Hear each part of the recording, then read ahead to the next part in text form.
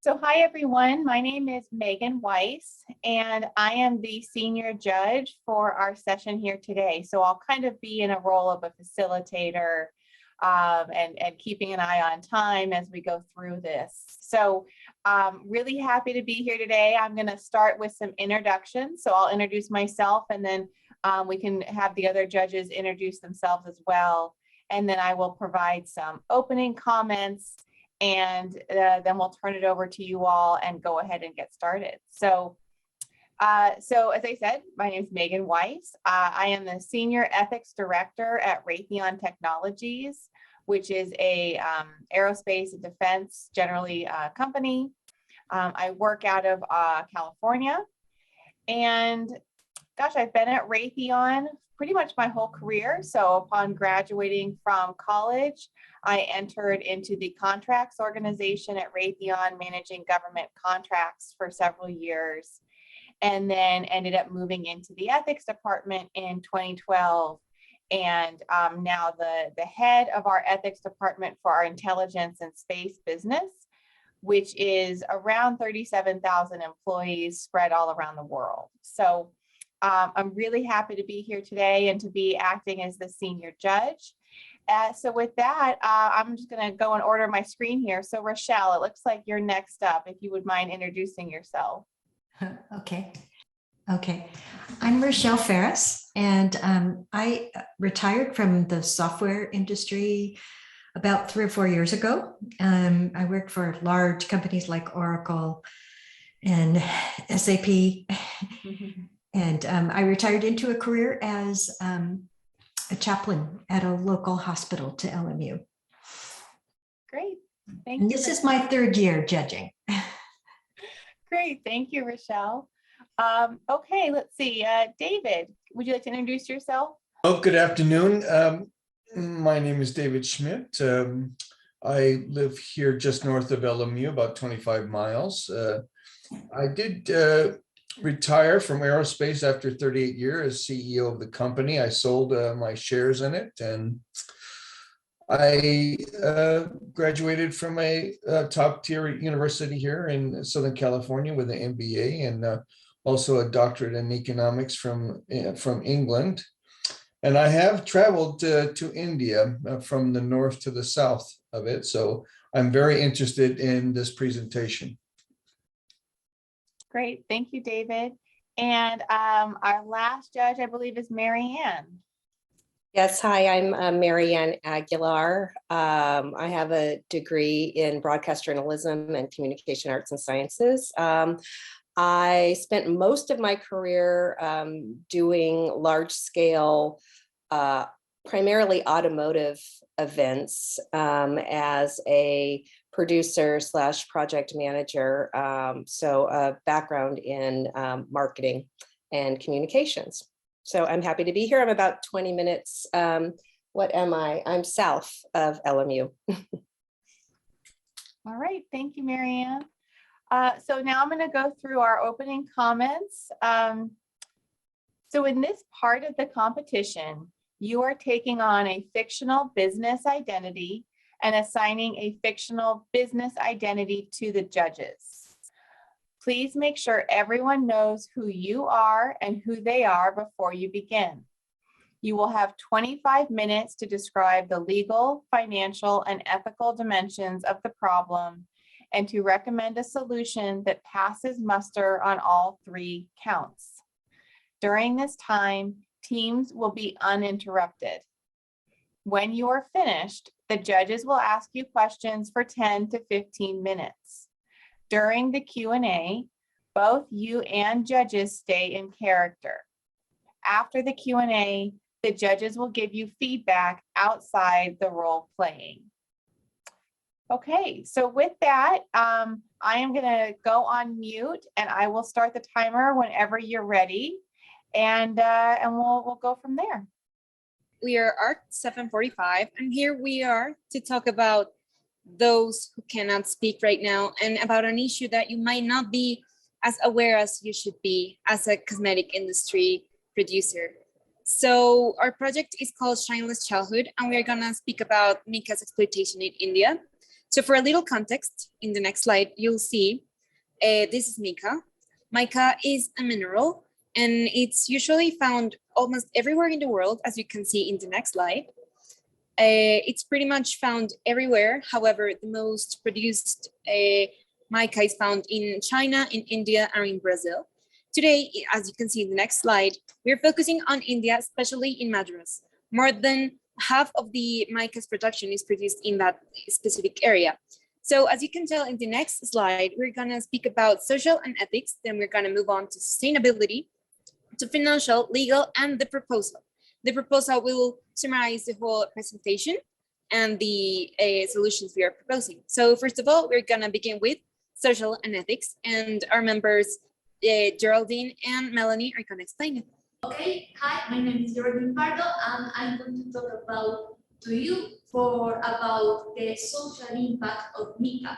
So let's start in the next slide. Okay, first of all, I would like to introduce with a sentence of Peter Drucker. Peter Drucker says that we have to focus in the opportunities and how do you want to be remembered in the society? Do you want to be remembered as an enterprise that gives better conditions to the miners and to the families? Or do you want to be remembered like an enterprise that don't take care about the miners, that provide them the mica, that is a principal mineral that they need in their cosmetics? Next slide, please. Okay, we have 3 items that are principal in this topic. First, we have that the age of workers in relation with the financial aspect of their families. Principal, the age of the workers in India that are miners in this mineral are in 14 years old, and in India this is allowed, but it's allowed if the workers have safe conditions and conditions for take care of their health. And these guys, something that is important to take into account is that these guys do this work because they have to improve the financial conditions of their families. The second aspect is something that the last aspect brings us to the second, and is the instability of mines. Then the mines are illegal, the structure is very poor, and this causes the mines boring. Okay? According with the communities in these areas, we have a statistic that, and it says that an average of 8 children per month die within mines. And yeah, this gives us to the third aspect. The third aspect is the inhalation of micas cause diseases in the heart. We can find conditions like lung cancer, fibrosis, pneumoconiosis, and granulomatous and hepatic granulomatous that are chronic conditions that my partner Melanie in a few minutes it's gonna talk to you about this topic. Next slide, please. The curious thing is that a lot of enterprises like you feel so proud of say to the clients that they don't test the products in animals, that they are cruelty free.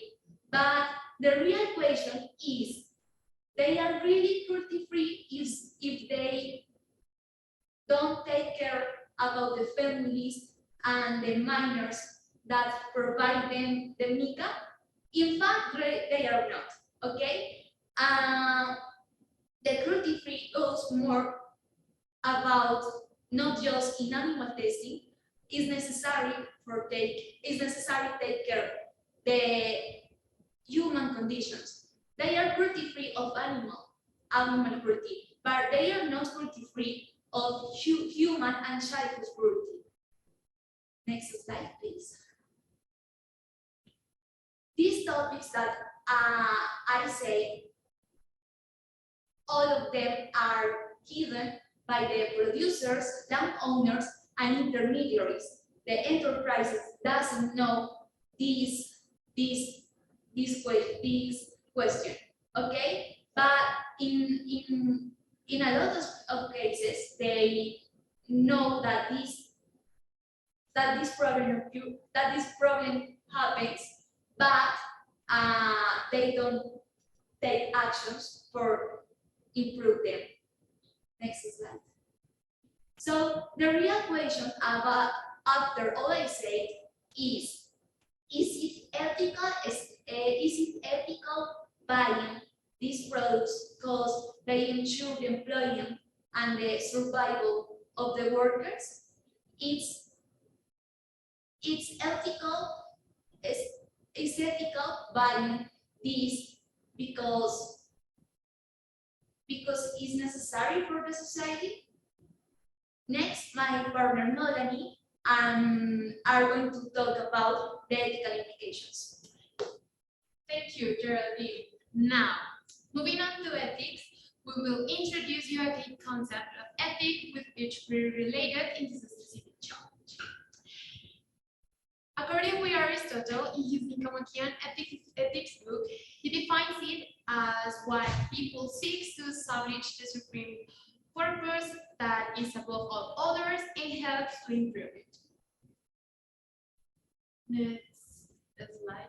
And now, considering this concept in our case, it will be ideal to hold a dialogue from all sides, according with what they consider right, after having a deep reflection and sharing all arguments from landowners, workers, buyers, all intermediaries, and all people involved in Mica's production.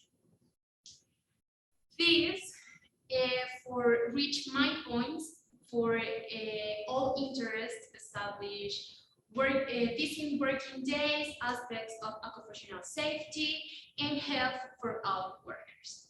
The expectation will be that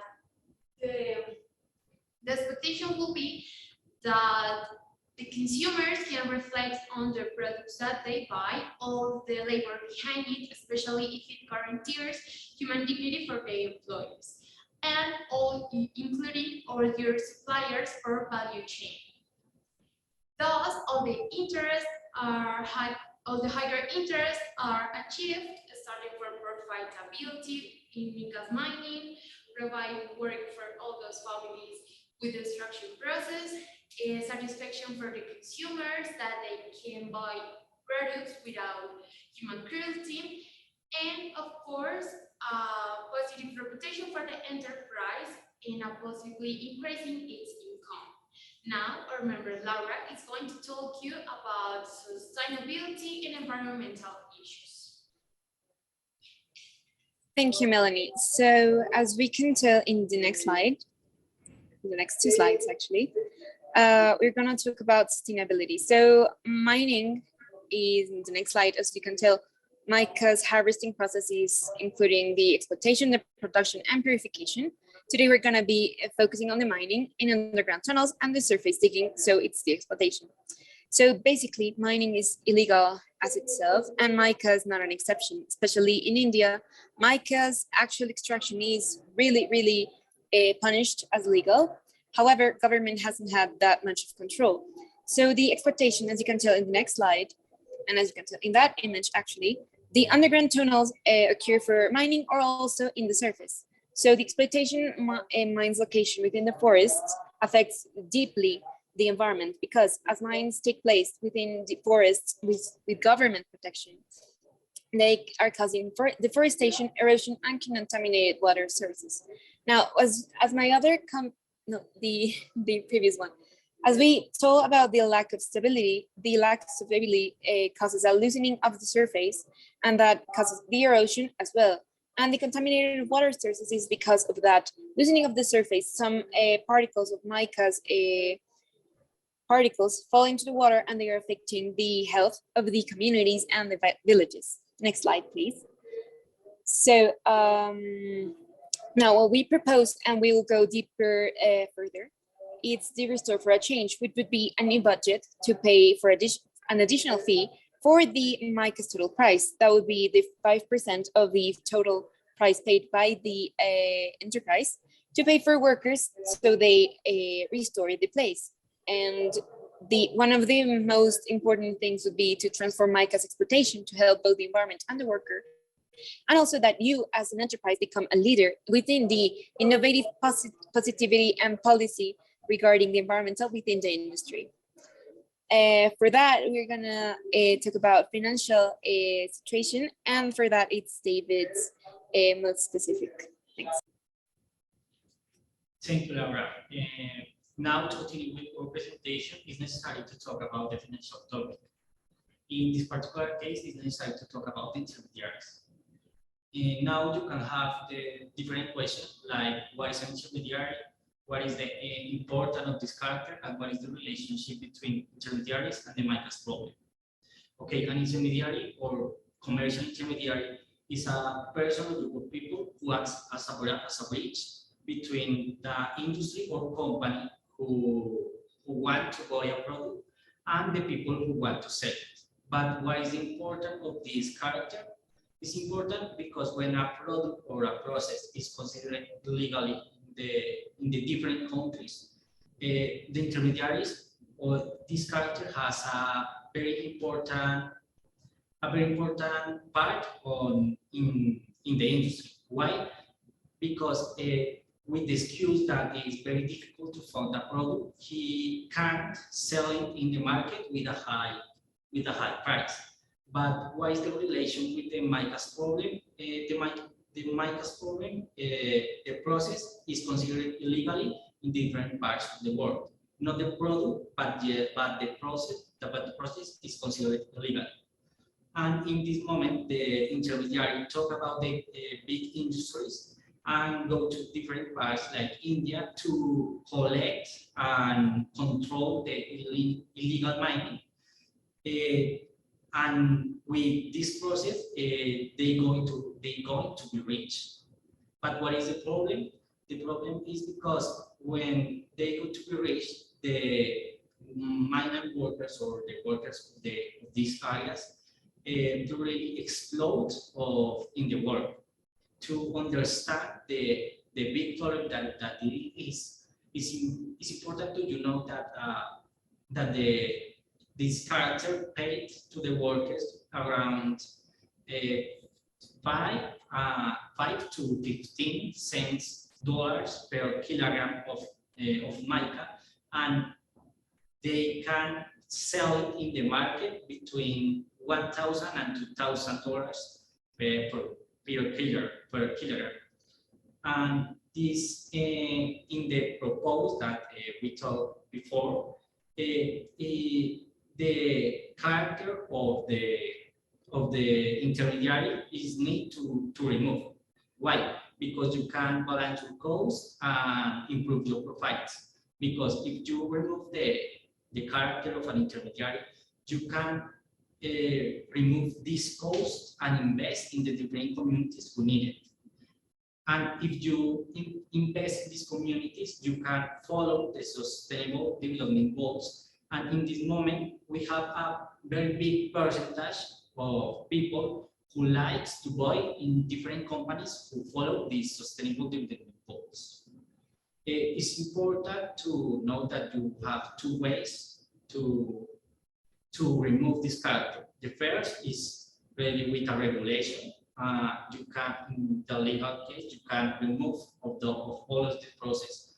And the second is to acquire directly the mica of their workers. Why? Because if you improve that and you can take and bring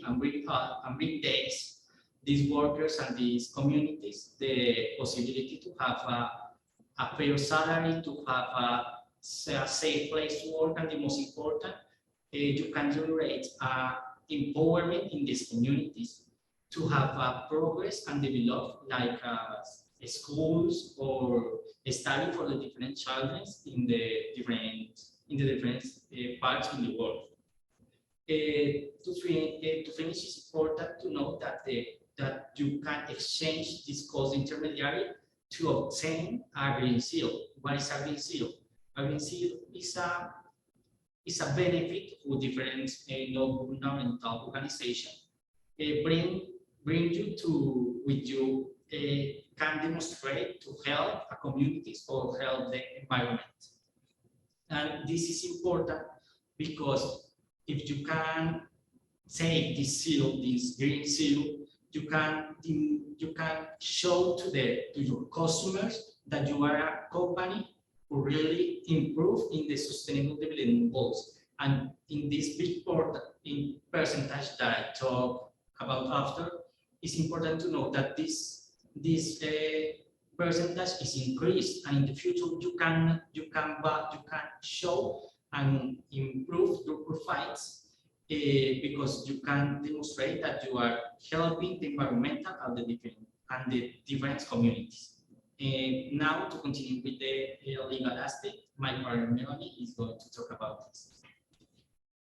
Thank you, David. So now diving into legal, the fact that the majority of these mines are considered illegal by the government, as already said, these are just miners and the landowners to keep the work within clandestineness and hiring thousands of families maintaining the already alleged precarious working conditions. This forces workers against precarious non-protection or right care and precautions for the exposition to the mineral and other risks that it takes. Also, as mentioned before, all the workers get to be exposed to the polluted air that the construction produce, and it means a severe detriment for a respiratory system and skin perspective. Also, since the schedules are so extensive, they get to be exposed to this harm constantly, and they prone to short, medium, and long-term diseases such as lung and skin cancer, breathing issues like fibrosis, and among others. Now, considering what has been mentioned, we think that the legal regulation will be a possible solution for all those family situations. In the first place, for mitigate all the consequences of job insecurities, the legal regulation should include laws that set a series of obligations for all the landowners for their workers, starting for providing the right clothes and masks for their safety, because being exposed to these chemicals and all the potential islands is so dangerous. Also, providing them with the right machinery and structures that can help and protect workers in case of an emergency evacuation. We think that with these conditions, legal regulation can provide for these workers all the theoretical benefits that laws give to them. Now, our partner Laura is going to show you the complete proposal. Thank you, Melanie. So regarding the aspects that have been said, the sustainable regarding this restore for change proposal financial will be eradicate intermediaries, and legal will be the legislation to ensure the guarantees. All of these taking into account the social and ethical health issues, the age limit, and instability of the mines. So as you can tell in the next slide, we have mainly two regulations that we are proposing. The first one would be health attention, decent working hours, parent proposal payment, and proper age limit. And the second one would be the economical incentive that I mentioned earlier. So the first regulation, the health attention, would include all the health benefits, including insurance, also the correct and proper protection objects such as gloves, helmets, glasses, etc. The decent working hours, we are proposing not more than 10 to 12 hours per day, no more than 6 or 7 days a week. Even though we can tell that some people, regarding their economical status, they do need to work every single day, like the 7-day a week. We propose a top of 6 days unless it's necessary the 7th day. Regarding the fair and proportional payment, we would agree that this has to be much more investigated regarding what you're paying and what they are getting paid. and the proper age limit, as Indian legislation only permits 14 age or older workers. We are proposing some legislation to actually respect that proper age limit. And regarding the second regulation, we are contemplating the economical incentive of the 5% out of Mica's total price paid to the actual workers. For these two regulations, what you have to do as an enterprise, we have to keep constant checking system, refuse to acquire Mica from providers who do not comply with both regulations, provide economical resources for workers' protection and the workers' protections if you can, and create a new budget for Mica, and again, keep constant changing a checking system. Now, as you can tell in the next slide, we're gonna tell about how this reacts and relates with our previous explanation. So the check-in system would work as employees actively check workers' lives and labors, and the employees to look after the money given to workers. They will work as the intermediary eradication, as if you as an enterprise have an intermediary that is buying from producers or landowners, we would suggest to eliminate it and redirect all those employees and those economic resources to the check-in system. Now, the economical resources for protection would be, again, that redirection from economical resources to provide safety supplies, and also the legislation to ensure the guarantees. So those economical resources for protection are actually in paper and they are respected. And regarding the Mica's new budget would be to maximize Mica's budget to achieve the incentives. So that will be the Restore for Change proposal. As you can tell in the next slide, there are a lot of advantages for your enterprise. So the first one, you'd be building a positive reputation within the industry and within the world. Now you would attract new customers because this topic and the consciousness that you're acquiring is really attractive for them. Also, you would lead enterprises over the industry and inspire other industries to take action regarding this issue. Also, you'd build trust with consumers, because even though Mica is in the ingredient list, it's not that meaning if you do not give them the importance of the issue. Also, to maximize the economical resources towards the development, as if you eliminate the intermediaries, you'd be redirecting your economic resources to your preference. That will be the beneficial effects for your enterprise and the world. And finally, you manage the raw material quality, because as you're constantly checking, you can manage that. So finally, we would say that you have to change for you, for our world, for their future, and for your business for the best. Thank you so much. Great, thank you. I'm just going to turn my timer off. You had about 2 minutes, and let me just pause that. Great. Okay, so I think myself and my fellow members of the Indian Beauty and Hygiene Association have some questions. So I'm going to start, and then I'll hand it off. It's not, I guess it's not really clear to me, so I was hoping you could expand a little bit on specifically what we as members of this association can do at this point, because I think the recommendation primarily is do not buy from intermediaries, cut out the intermediaries and kind of find a way to buy the Mica directly. But my understanding is that mining of Mica in India is actually illegal. So until the regulations change, I'm struggling to understand what you are recommending that we do.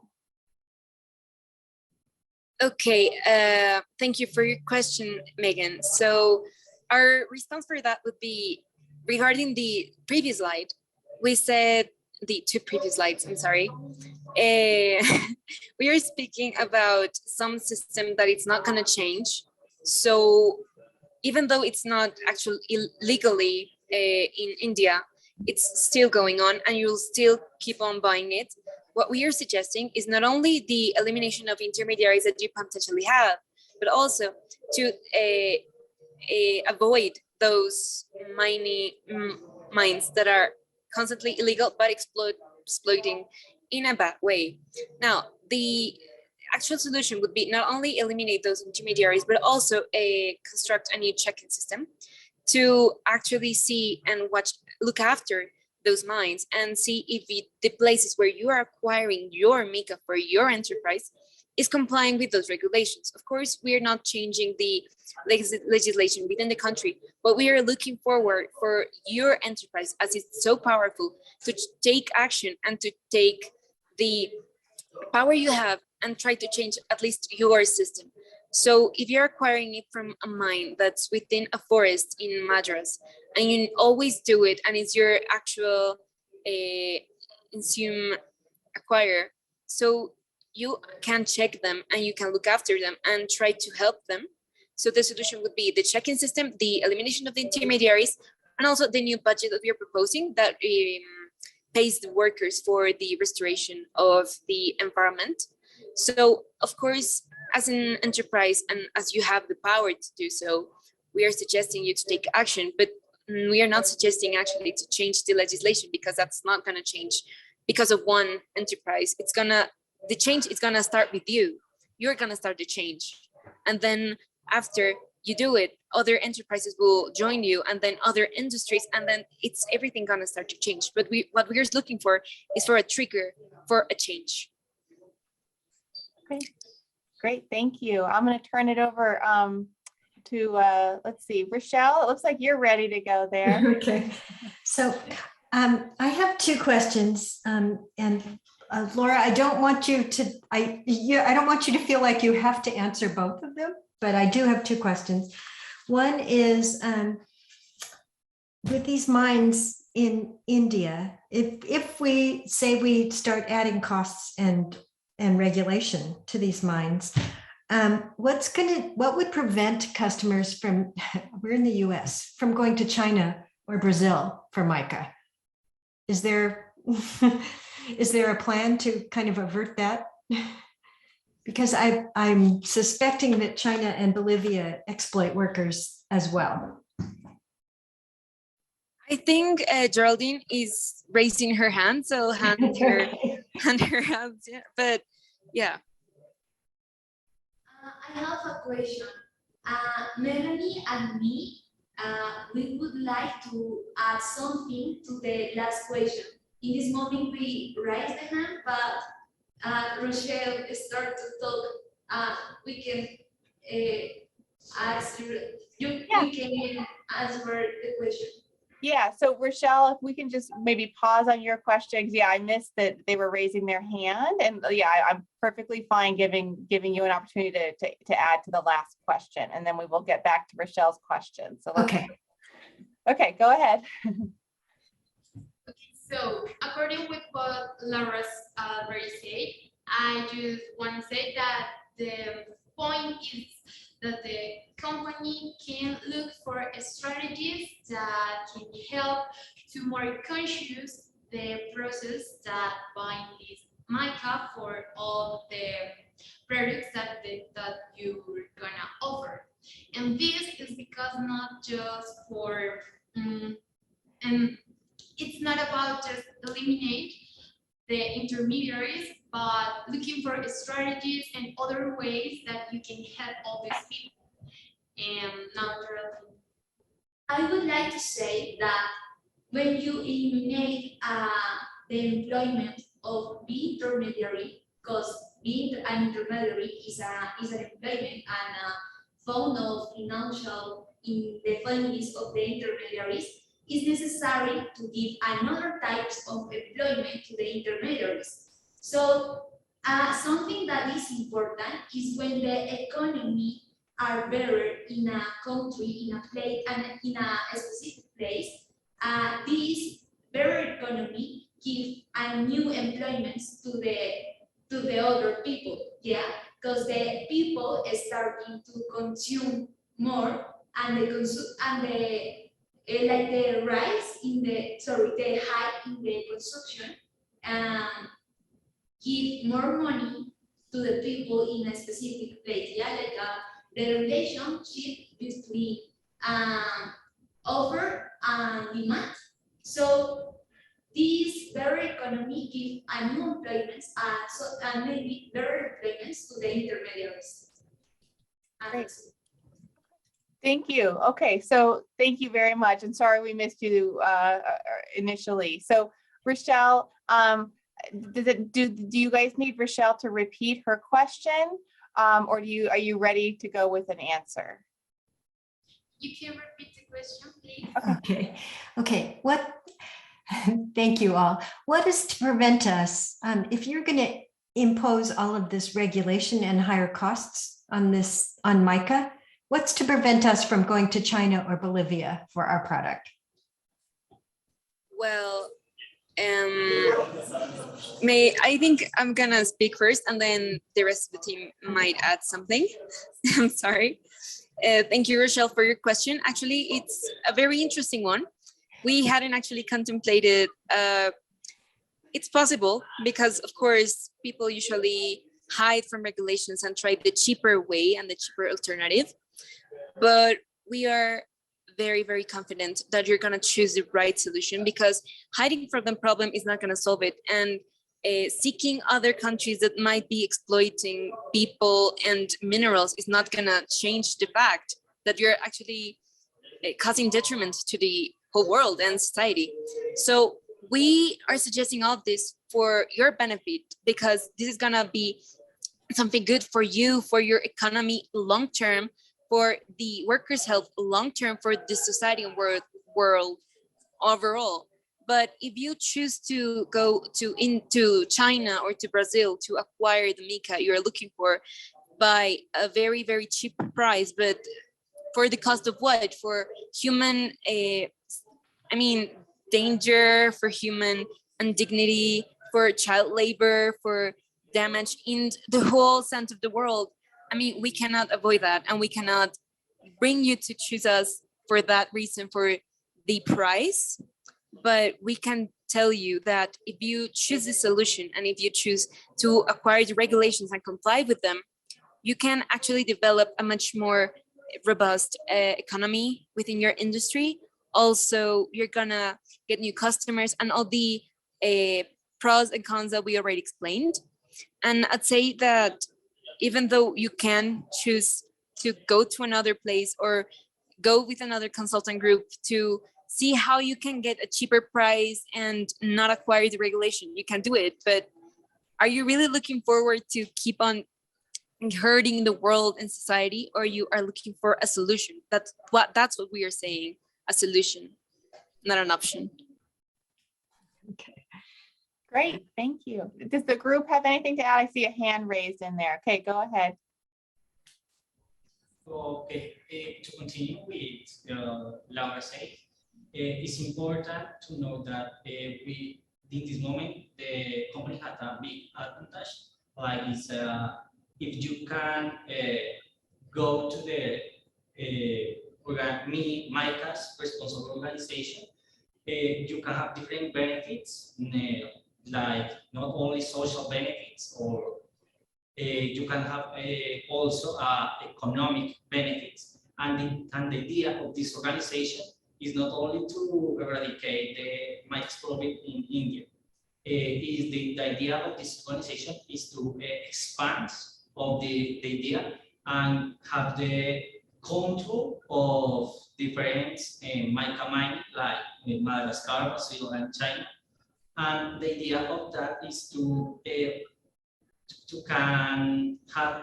act like a bridge between the big companies. In this moment, they have different big companies like Volkswagen, the cars company, and they have the very different benefits to help not only the environmental, like the communities also.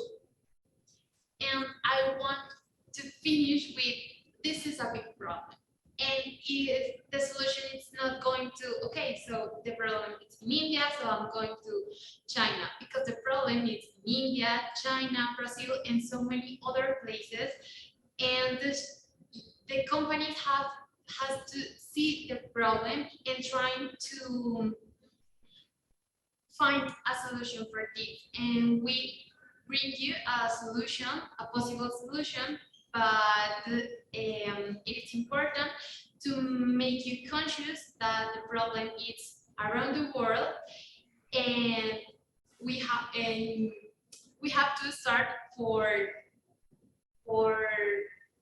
at least at one country, and it can help another country's situation, and it is a long-term problem, so the solution will not be that going to buy Micas in another country. I would That's a great answer. Thank you. All right, let me see, David, do you have a question for the group? I do see a hand waving, but I want to make sure we get a question. So do you want us to pause for an answer, or can we go to the next question? I do have a couple of questions, but if there's somebody more pressing, please go right ahead. What would you prefer, Megan? I think the hand went down, so please go ahead, David. Okay, well, I just wanted to, let me just preface my question with, in our association, our funding comes from our customers, the cosmetic industry. And, mica mining in India has been going on for 100 years. But we have a serious problem, and that is, we only produce 1/10 of the mica that we export, right? So we are living on old mica stocks that we've been exporting. We export about 120 metric tons of mica a year, but we only produce about 15 of that. So I think my question is, who and amongst all these stakeholders is the most vulnerable stakeholder in this equation? That was me, my first question. In your guys' mind, who is, because you're proposing a rather comprehensive reorganization of the entire supply chain, which is very large. Who is the most vulnerable stakeholder in this supply chain?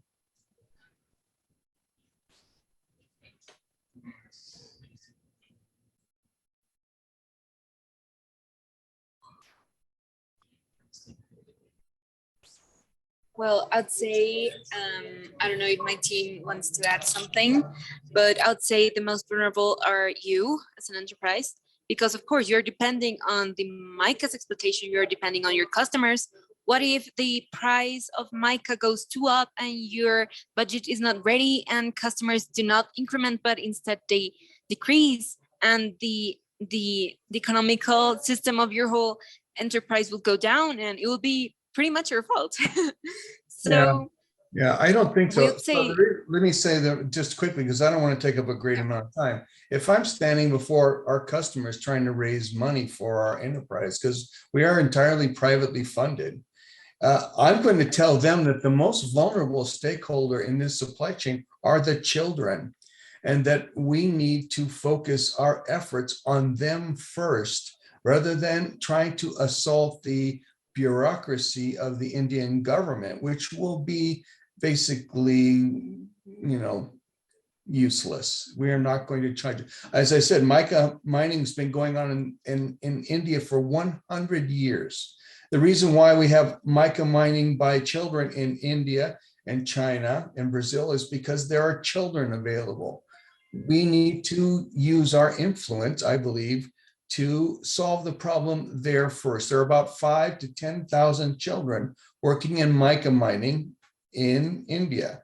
They are the most vulnerable. I think the solution that we're looking for probably needs to focus, at least prioritize on them first. So I think that was my questions. I think we have a different understanding of who our stakeholders are in this model. The second thing, and I think this reflects Rochelle's question, India is the 15th smallest producer of mica in the world. The United States produces more mica than India. So there's a large question is, can this business really be sustained at all if we are going to try to rehabilitate the entire system with regulation? That would be my second question. Will this industry survive your proposed level of reorganization and regulation? So that's my question. Do you think this industry will survive this much government oversight, government regulation, government overhaul of all, and subtracting intermediaries who are going to make their money? That's my question. Okay, David, thank you for your questions. First, I would like to say that we prefer see the problem like a lot of people have an interest in a solution of this problem, not just the children, because the human are an entire human. The children have families, and the families want a better situation for their lives, not just for like a survival. No, you have to have a human dignity, and human dignity is not just like eat one time per day. No, the human dignity involves a lot of aspects that the children need, but also the mothers, the parents, and a lot of people that are in India, not just the children. Yeah, the children are the future of our society, but it's necessary the rest of the people have a better life. Okay, and for continue to the another questions, we cannot just eliminate the Mica in India, because the expression of Mica is like the only one employment in determined areas of India. So if we eliminate this employment, the people don't have employment, and if you don't have employment, you don't have money for buy food and essential things. Yeah, so it is better like have a better regulation and one strictly regulation, the extraction of Mica, and that's all. And I would like to say that according with what Geraldine and Laura say, we already present you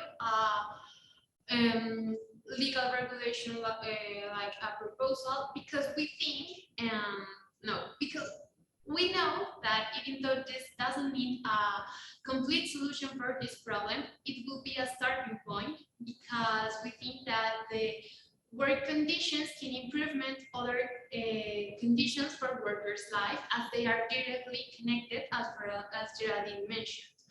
And we think that with this proposal, the legal regulation, it will be possible that this will work, and also can familiar aspects, social and economical aspects will improve for all those families. And if those families are well with the work, the parents can bring food and money for their home. And in this case, the children can have better conditions for their lives. So with this proposal, children can have their benefits starting for the parents. That's it. Okay, thank you. Marianne, I think we have time for maybe one more question if you've got one. Otherwise, please let me know what you would like to do. I just have a quick one. I understand that there are other cosmetic firms and other entities that are working with the communities who are mining the mica primarily, as we just discussed, the children are, you said that there were 8 children a month that die. That's outrageous. So have you considered working with other entities that are looking at helping these families as well to get their children out of the mines and get them back into school and start producing these this mica in a more effective way? Can you repeat the question, please? Yes. Have you considered working with other entities that are already doing this type of work? Yeah, we already consider all these entities. but we think that it's necessary that the companies in first place know the problem, being conscious the problem, and then can work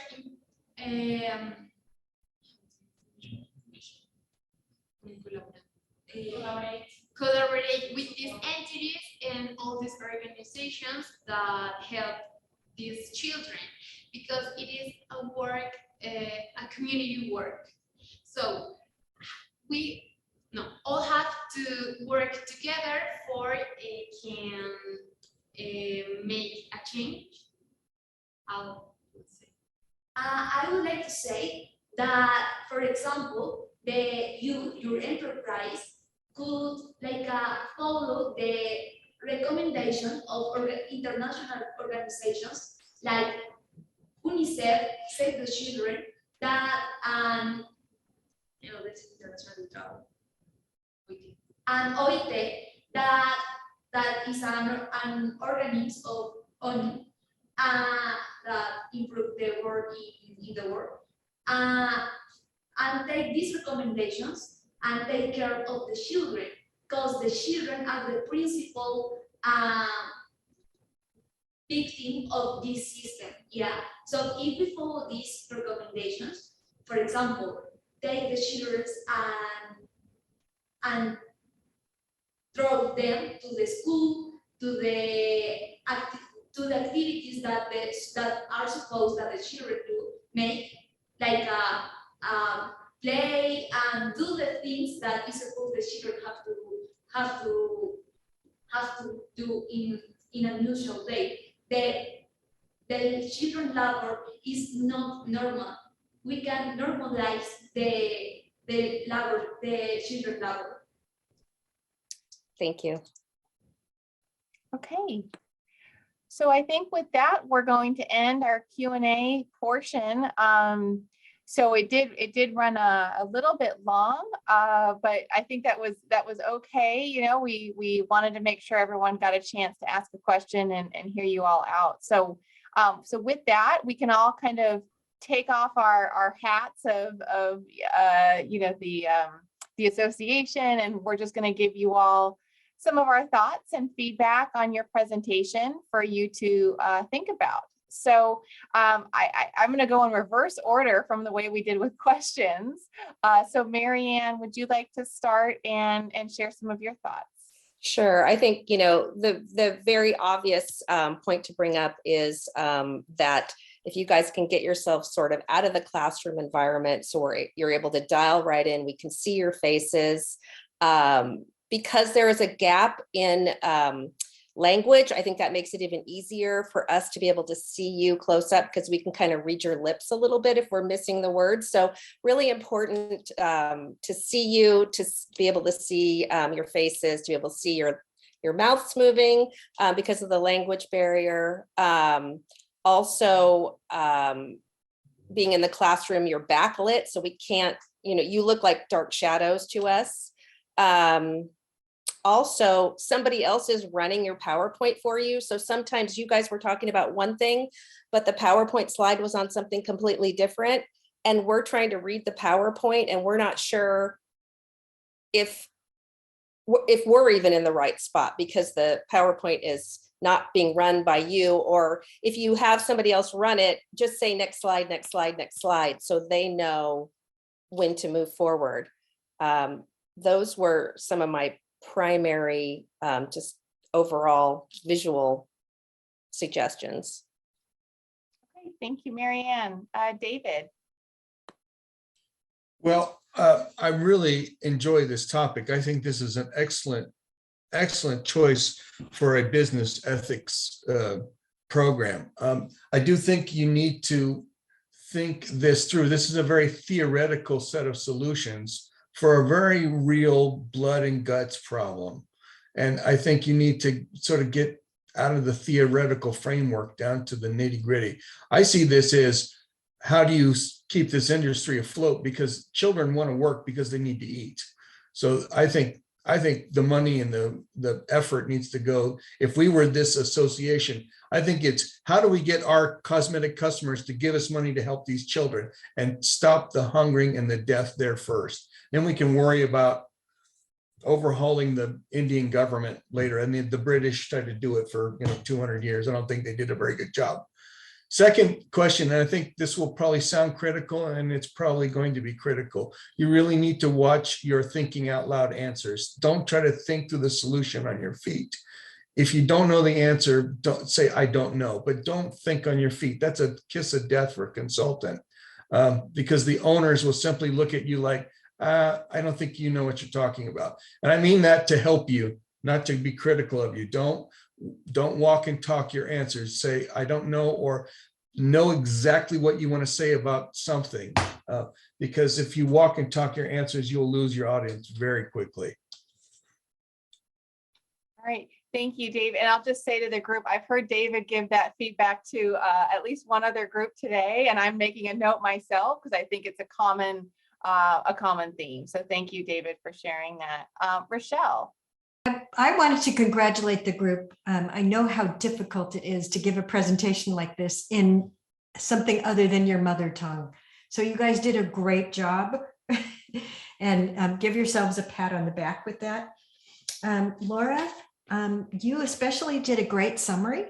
I thought you summarized it well and very concisely, and I'm going to agree with Marianne that the classroom sound was pretty difficult. We also, our ears, we need to see your mouth and your faces because there's a kind of a time delay, and then there's the language barrier. And then the third thing is I love the references to Aristotle and then Peter Drucker. I'm not sure if you guys are aware, but Peter Drucker is from in Southern California. And he did a lot of his research here at Claremont Colleges. So I don't know if you planned that, but it was perfect to get our attention. Okay, thank you, Megan. Sure, thank you, Rochelle. So kind of just to wrap up, certainly agree with all of the points that have been made. I also want to say, I know this is not easy. As much as we've all been using Zoom formats now for a while, it's still a regular struggle. So I think, acknowledge that, but think about for tomorrow, if there's a way to be able to participate where we can see you a little bit better. And because I did feel bad that we were missing some of you who wanted to chime in, and it was just hard to see. So please do, take that under consideration. One thing I want to touch on that hasn't really been said yet is your charts themselves.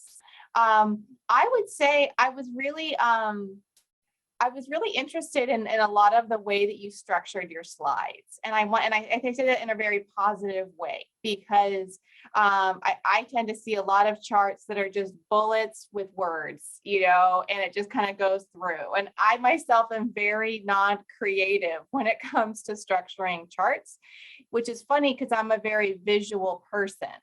So I have to say that I appreciated that you kind of you really, I could see, try different ways to kind of structure the slides.